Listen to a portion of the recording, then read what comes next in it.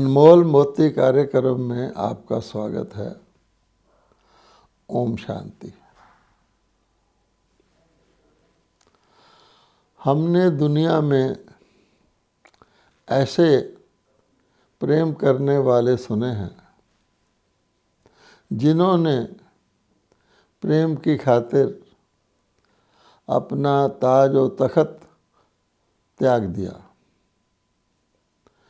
कुछ ऐसे भी सुने हैं जिन्होंने प्यार की खातिर अपनी जान की बाजी लगा दी, अपने प्राण त्याग दिए।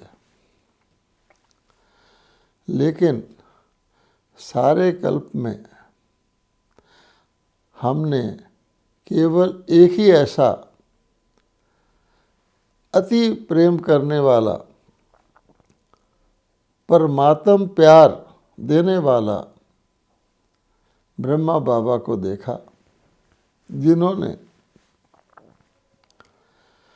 अपने साकार शरीर को त्याग कर सूक्ष्म फरिश्ता रूप धारण कर लिया 18 जनवरी 1969 को। किस लिए?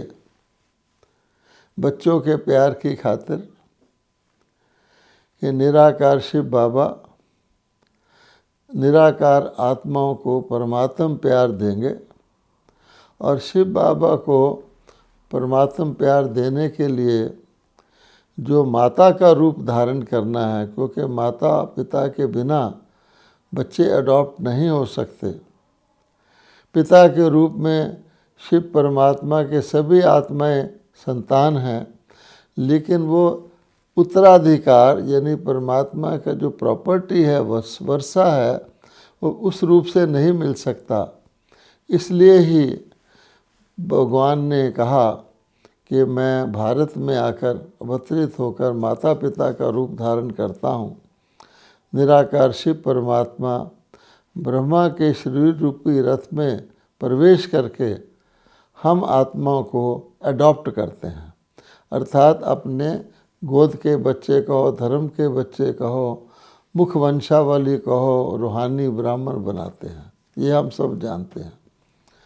तो ये सोचकर कि अगर मैं अपने शरीर में रहूँगा, ब्रह्मा बाबा ने सोचा, तो जब मैं शरीर में हूँ और मेरे शरीर में शिव बाबा आते हैं, तो एक लिमिटेड मनुष्य आत्माओं से मैं पिता के रूप में मिल सकूँगा। और शरीर के अंदर मुझे अपने कुछ शारीरिक नित्य नियम भी करने होते हैं। शरीर को स्नान कराना है, भोजन खिलाना है, शरीर एक स्थान पर ही रह सकता है। तो उस सब को छोड़कर बच्चों के अति प्रेम में प्यारे ब्रह्मा बाबा ने अपने शरीर का भी त्याग कर दिया। और अब बाप दादा सूक्ष्म रूप में हैं, ताकि हम बच्चे जब चाहें, जितना समय चाहें, बाप दादा से मुलाकात कर सकें। तो ऐसा प्यार करने वाला, ऐसा परमात्म प्यार दिलवाने वाला और देने वाला ब्रह्मा बाबा जैसा ना दुनिया में कोई हुआ है, ना हो सकता है। इसलिए हम बच्चे जो परमात्मा के मुख वंशावली बच्चे हैं, अडॉप्टेड चिल्ड्रन हैं, क्योंकि परमात्मा ब्रह्मा जी के द्वारा हमें अडॉप्ट करते हैं इस दुनिया के अंदर। हमारे से ज़्यादा भाग्यशाली और कौन हो सकता है। दुनिया में ऐसा भी देखा गया है कि आशिक माशूक के लिए सब कुछ करते हैं। माशूक को पाने के लिए आशिक हर प्रकार के प्रयत्न करते हैं, त्याग करते हैं, उसके पाने के लायक बनते हैं, उसके नज़दीक जाने के लिए हर प्रयत्न करते हैं। पर यहाँ पर स्वयं माशूक यानी वो परमपिता परमात्मा जिसको सब लोग चाहते हैं, मनुष्य आत्मा उनकी आशिक हैं, वह माशूक हमको अपना प्यार दे रहे हैं और अपने से प्यार करने की विधि भी बता रहे हैं। ये भी एक विचित्र बात है। आम तौर पे परवाने क्षमा पर फिदा होते हैं, और यहाँ क्षमा हमको सिखा रही है कि मेरे पर फिदा होने के लिए आपको क्या करना है। जैसे एक मैग्नेट होता है, तो मैग्नेट तो सुई को अट्रैक्ट करता है, लेकिन यहाँ मैग्नेट स्वयं बता रहा है कि तुम अपनी सुई से जंग उतारो, उसके ऊपर जो कट चढ़ा हुआ उसको उतारो, तब तुम मेरे साथ पिन पॉइंट के रूप से मिल सकते हो। आत्मा परमात्मा से मिल करके हम अनेक, जिसको कहते हैं, संबंधों का सुख ले सकते हैं, क्योंकि परमात्मा मिलन का एक ही माध्यम है, और वो है प्रेम। तो भगवान कहते हैं प्रेम, रूहानी प्रेम, जिसको भगवान ने रूहानी यात्रा भी कहा है, कि रूहानी प्रेम के माध्यम से ही हम अपने परमपिता परमात्मा से मिल करके जो भी प्राप्ति करना चाहें वो कर सकते हैं। और उस प्रेम का नाम ही योग रखा गया है। योग एक भारी शब्द है, इसको इस प्रकार का कोई मैकेनिकल प्रोसेस नहीं है कि मैं आत्मा इस शरीर में भ्रुकुटी के बीच में रहता हूँ, अब मेरे परमपिता परमात्मा परम धाम के निवासी हैं परमात्म स्वरूप से, और ब्रह्मा बाबा हमारे सूक्ष्म शरीरधारी सूक्ष्म फरिश्ता रूप में हैं, और ब्रह्मा बाबा और शिव बाबा इकट्ठे हैं, ऐसा सोचने से नहीं। लेकिन वहाँ पहुँचने के लिए तो प्रेम एक ऐसी शक्ति है जिसके द्वारा व्यक्ति हर चीज़ से अलग होकर, हर चीज़ से शुद्ध बुद्ध भूलकर, हर चीज़ से अपनी बुद्धि हटा करके अपने प्रेमी के पास बहुत शीघ्रता से और बहुत शक्ति से पहुंचकर प्रेम का अनुभव करता है। इसलिए भगवान कहते हैं कि हम बच्चों को जब भी हमको परमात्मा कहते हैं कि तुम मेरे से जुदा क्यों होते हो, जब मैं परमात्मा तुमको हर समय हर परिस्थिति में सहयोग देने के लिए तैयार हूँ, हम आपका कंपेनियन बनने के लिए तैयार हैं, तो फिर मुझसे अलग होकर आप अकेले क्यों पड़ जाते हो? क्योंकि जब अकेली आत्मा पुरुषार्थ करती है पावन बनने का, संपन्न बनने का, सब प्रकार की मैल को, सब प्रकार की कमज़ोरियों को समाप्त करने का, तो मेहनत लगती है। परमात्म शक्ति के साथ, परमात्मा के साथ योग रखते हुए, परमात्मा के साथ संबंध रखते हुए हम सहज ही इन सब कमियों को भूल जाते हैं। जैसे एक प्रेमी होता है, वो सारी दुनिया की सुध बुध भूल जाता है अपने प्रेम में जब वो खोया हुआ होता है। इसलिए भगवान कहते हैं कि जब भी हम योग लगाएं तो हम ये ध्यान रखें कि हमारे बाप दादा परमात्मा और ब्रह्मा बाबा सूक्ष्म रूप में सूक्ष्म लोक में हैं, और हम आत्माएं वर्तमान समय शरीरधारी साकार लोक में हैं। तो हम अपने सूक्ष्म रूप में जा कर के परमपिता परमात्मा के साथ मिल सकते हैं, संबंध जोड़ सकते हैं, या फिर इसी धरती पर हम अपने सूक्ष्म रूप में रहेंगे तो परमपिता परमात्मा को अपने साथ रख करके उनकी शक्ति के द्वारा हम संपन्नता और संपूर्णता को प्राप्त कर सकेंगे। इसी प्रकार से अगर हम देखते हैं कि कोई बादशाह होता है, कोई महाराजा होता है, उसके पास अपनी बहुत सारी प्रॉपर्टी होती है और उसके कोई संतान नहीं होती, तो वो क्या करता है? तो वो किसी बच्चों को अडॉप्ट करता है, गोद में लेता है, ताकि उसकी प्रॉपर्टी का कोई वारिस बन सके। अब परमपिता परमात्मा कहते हैं मेरी तो प्रॉपर्टी बेद अनगिनत है, अथाह है। परमात्मा के पास इतनी प्रॉपर्टी है जो दुनिया की सभी आत्माएं भी उस प्रॉपर्टी को लेके भरपूर हो जाए, उससे भी ज़्यादा प्रॉपर्टी परमात्मा के पास है। अब आप देखेंगे परमात्मा की प्रॉपर्टी ईश्वरीय ज्ञान जो सब बंधनों को तोड़ने वाला है, ईश्वरीय योग के द्वारा सूक्ष्म दिव्य शक्तियाँ जो व्यक्ति को हर परिस्थिति से ऊपर रह करके उसको सहर्ष सुखी जीवन बताते हुए उसको पार करने की शक्ति देती हैं। दैवी गुण, जो गुण व्यक्ति को जीवन के अंदर वास्तव में गुणवान व्यक्ति का जीवन ही आनंदमय जीवन है, प्रेममय जीवन है, सुखमय जीवन है, संतुष्ट जीवन है। तो दिव्य गुण जिसको देवताई गुण कहा जाता है, वो उनका दाता भी परमात्मा ही है।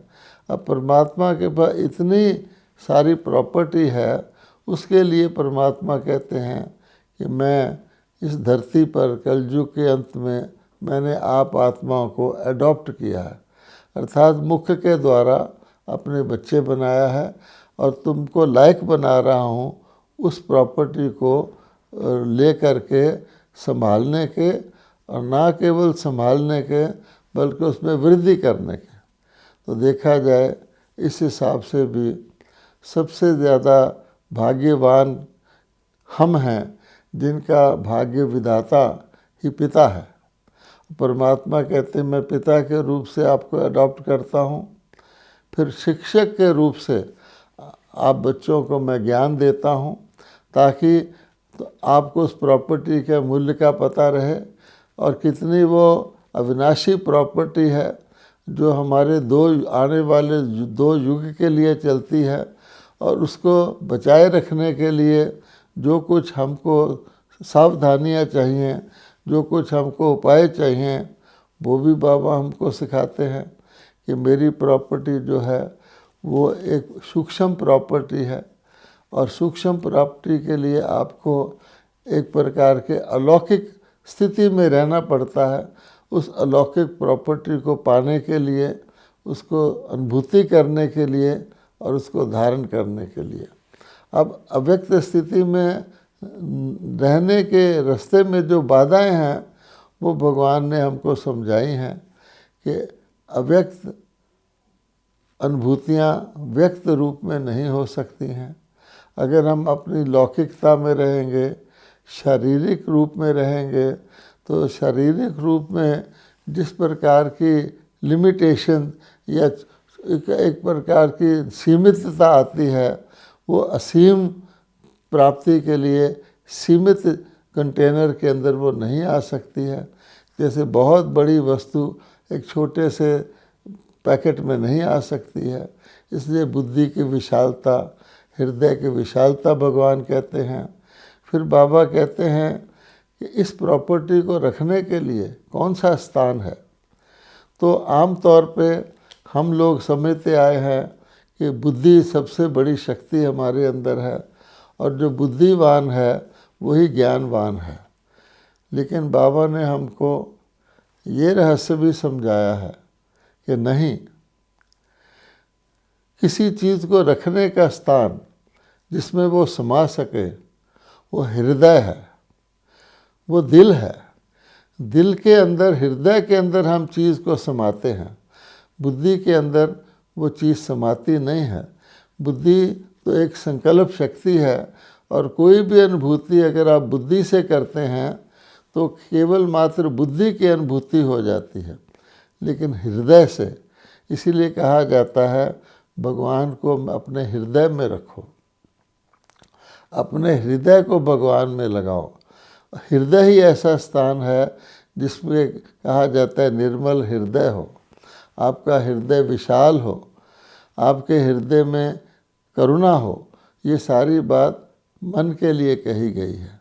और भगवान ने भी जो आदेश दिया है, जो निर्देश दिया है, श्रीमत दी है, वो यही है कि मन को मेरे में लगाओ, मन मना भाव।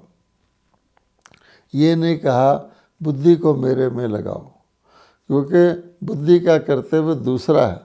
वास्तव में बुद्धि का उपयोग व्यक्ति तब करता है जब उसको किसी बात में दुविधा होती है, किसी बात में संशय होता है, ये करूं या ये करूं, ये करूं या ना करूं, कितना करूं, क्या करूं। हृदय जो है, हृदय जब किसी बात में लग जाता है, हृदय की लगन लग जाती है, तो हृदय फिर क्यों क्या नहीं करता है। इसलिए भगवान कहते हैं अपने हृदय के अंदर आपने मुझे समाना है, और उस हृदय को साफ रखना है। दिल साफ मुराद हासिल, ऐसे कहा जाता है। अगर हृदय के अंदर किसी प्रकार की भी विकृति है, किसी प्रकार की भी कमज़ोरी है, या किसी प्रकार का भी मैल है, तो फिर उस हृदय के अंदर हम जानते हैं परमात्मा का प्यार, परमात्मा की याद नहीं ठहर सकती है। क्योंकि जैसे कहा गया है कि शेरनी का दूध सोने के बर्तन में ही आता है, इसी प्रकार से हृदय उसके लिए बिल्कुल निष्फल, निश्चल और निर्मल हृदय चाहिए। तो तब भगवान कहते हैं कि मेरी प्रॉपर्टी इस समय ही जो मैं आपको आकर के देता हूँ, उसको धारण करने का यही अवसर है। पहले हम उसे अपने हृदय में धारण करें, और फिर भगवान कहते हैं उसको बढ़ाने के लिए हम अन्य को भी वो प्रॉपर्टी जैसे भगवान ने हमें दी है, वो हम अन्य आत्माओं को भी उसका वितरण करें। तो जितना हम वर्तमान समय जीवन में धारण करेंगे, और हमारे जीवन को देख करके अन्य आत्माओं को महसूस होगा कि ये लोग जो हैं ये बिल्कुल निश्चिंत हैं, चिंता से मुक्त हैं, प्रसन्न रहते हैं, हर्षित रहते हैं, अवश्य ही इनको कोई ऐसी विशेष प्राप्ति है जो इस कलयुगी दुनिया में रहते हुए भी इसके लेप क्षेप से, इसकी कमज़ोरियों और विकृतियों से ये लोग परे रहते हैं, आत्मा के अभिमान में रहते हैं, आत्मा स्वरूप बन के जीते हैं। तो ये सारी बातें भगवान कहते हैं मैंने आपको प्रदान की हैं, अब हमारा फ़र्ज़ है कि दूसरों को प्रदान करें। अब इस सारी, जैसे कहा जाता है कि किसी मूल्यवान चीज़ के मूल्य को जानना है, फिर उस मूल्यवान वस्तु को हमें कौड़ियों के बदले में, जैसे कहा जाता है कि हीरे को कौड़ियों के बदले में नहीं बेचना है, हीरे जन्म को कौड़ियों के बदले में नहीं गंवाना है। तो भगवान कहते हैं कि इस बात का आपको ध्यान रखना है कि मैं आप बच्चों को ज्ञान रत्न देता हूँ। अब उन ज्ञान रत्नों को अगर हम समझदारी से संभालेंगे नहीं, तो अवश्य ही हमारे वो रत्न लुट जाएंगे, हमारे वो रत्न हमारे पास नहीं रह सकते हैं। इसीलिए भगवान कहते हैं कि समझदारी को ही ज्ञान कहते हैं। केवल किसी चीज़ को समझ लेना ही काफ़ी नहीं है, बल्कि उस समझ को हमें प्रयोग भी करना है। अब हम जानते हैं, भगवान ने हमें बताया है कि ये जो ईश्वर के द्वारा प्राप्ति है, ये जो परमात्मा के द्वारा आत्मा को बेहद की, जिसको कहते हैं अनलिमिटेड संपन्नता और संपूर्णता की प्राप्ति है, इसका एक विशेष समय है। ऐसे नहीं है कि कोई भी व्यक्ति किसी भी समय परमात्मा से ये प्राप्ति कर सकता है। क्योंकि पहली बात तो ये है कि परमात्मा सर्व आत्माओं के पिता है। वो जब ये प्राप्ति करवाते हैं तो सर्व आत्माओं को ही करवाते हैं, और उसका विशेष समय है। वो समय कब है? जब हमारी वो प्राप्ति जो परमात्मा ने हमें पिछले कल्प में करवाई थी, सृष्टि के आदि में करवाई थी, वो धीरे धीरे धीरे धीरे समाप्त हो जाती है। ना केवल वो प्राप्ति समाप्त हो जाती है, बल्कि उस प्राप्ति के कम ना होने के बाद हम जो कुछ भी यथार्थ कर्म करते हैं अपना जीवन यापन करने के लिए, जिसको हम कहते हैं पाप कर्म करते हैं, जिसको कहा जाता है पतित पने के कर्म करते हैं, क्योंकि भगवान की प्राप्ति हमें पावन बनाती है, हमारे कर्म श्रेष्ठ होते हैं। और धीरे धीरे वो प्राप्ति जब कम होती है तो हमारे कर्म श्रेष्ठ से साधारण होने लगते हैं। फिर जब वो प्राप्ति समाप्त हो जाती है तो हमारे कर्म साधारण की बजाय थोड़े विक्रम के रूप ले लेते हैं, यथार्थ कर्म का रूप ले लेते हैं। कर्म तो हम करते हैं लेकिन वो कर्म हमें बंधन में बांधने लग जाते हैं।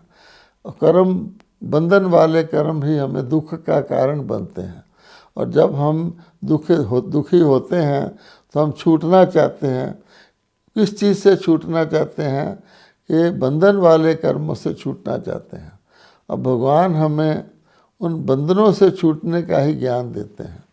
तो जो बंधन वाले कर्मों का बोझ हमारे ऊपर धीरे धीरे चढ़ता आता है, और जब परमात्मा कहते हैं सभी आत्माएं इस सृष्टि पर कर्म बंधनीय हो जाती हैं, दुखी हो जाती हैं, और उनको समझ में नहीं आता कि हम कर्म तो कर रहे हैं लेकिन हमारे कर्मों से बंधन कैसे बन रहा है, उसको छूटने की कोशिश भी करते हैं।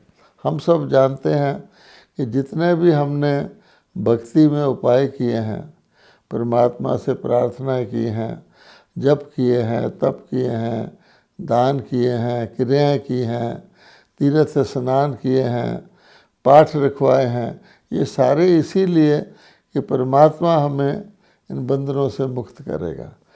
परमात्मा की तरफ ही हमारा ध्यान गया है, क्योंकि हमने अपनी कोशिश से जितना भी इनसे मुक्त होने की कोशिश की उतना हम और ही इन बंधनों में फंसते गए हैं। क्योंकि एक बार जैसे कोई कमज़ोर हो जाता है तो बीमारी उसके ऊपर आ ही जाती है, ऐसे ही जब आत्मा कमज़ोर हो जाती है तो वो अपनी इंद्रियों के अधीन हो जाती है। और जब इंद्रियों के अधीन हो जाती है तो उसके कर्म यथार्थ हो जाते हैं। एक है मैं आत्मा अधिकारी हूँ, मुझे अपनी इंद्रियों से क्या करवाना है वो मैं मालिक बन के करवाती हूँ। उदाहरण के तौर पर मुझे मेरी आँखों ने क्या देखना है, कितना देखना है, ये मैं आत्मा डिसाइड करती हूँ। मेरे कानों ने क्या सुनना है, कितना सुनना है, ये मैं आत्मा डिसाइड करती हूँ। अन्य कर्म भी मैंने क्या करने हैं, कितने करने हैं, ये मैं आत्मा डिसाइड करती हूँ। मुझे किसके संबंध में आना है, किसके नहीं आना है, कहाँ तक आना है, कहाँ तक नहीं आना है, ये मैं आत्मा डिसाइड करती हूँ। लेकिन ये तब तक हो सकता है जब मैं अधिकारी हूँ। अगर मैं अपनी इंद्रियों के अधीन हो जाऊँ, चाहे मैं अपने कान की इंद्री के अधीन हो जाऊँ या मेरा मन ही अधीन हो जाए, तो फिर हम समझ सकते हैं कि हमारे कर्म यथार्थ नहीं होते। तो ऐसी स्थिति में ही भगवान आके हमको अधीन से अधिकारी बनने के लिए ईश्वरीय शक्ति प्रदान करते हैं। तो वो शक्ति हमें इस समय मिल रही है। अब भगवान कहते हैं कि जैसे किसी चीज़ का निश्चित समय होता है, उस समय के अंदर अंदर ही हमें उसको प्राप्त करना होता है। समय गुजरने के बाद वो वस्तु प्राप्त नहीं हो सकती। जैसे भगवान कहते हैं कि मैं बैंक खोलता हूँ, शुभ कर्मों का बैंक खोलता हूँ, आप उस बैंक में जितना चाहे जमा कर सकते हैं, उसकी विधि भगवान बताते हैं। लेकिन तब तक कर सकते हैं जब तक वो बैंक खुला है। जब वो बैंक बंद हो जाता है उसके बाद आप कितना भी प्रयत्न करेंगे तो आप उसमें जमा नहीं कर सकते। इसलिए परमात्मा हमें वर्तमान संगम युग की तरफ हमारा ध्यान खास खिंचवाते हैं। ये सबसे अमूल्य समय होता है और वो संगम का समय होता है, क्योंकि इस समय हम परमात्मा से ज्ञान शक्तियाँ लेकर के चढ़ती कला में जाते हैं। क्योंकि संगम के बाद सतयुग आता है जो चढ़ती कला का युग है, और अब तक तो हम नीचे गिरती कला में चढ़ते आए हैं। इसलिए भगवान कहते हैं कि समय के महत्व को समझें और समय के अंदर जो हम संकल्प करते हैं उसके ऊपर अटेंशन रखें। हमारे संकल्प श्रेष्ठ होने चाहिए, कल्याणकारी होने चाहिए, तब हम वर्तमान समय का लाभ लिख सकेंगे, वरना फिर समय बीत गया तो फिर हम बाद में सोचेंगे कुछ और कर लेते तो अच्छा था। ओम शांति।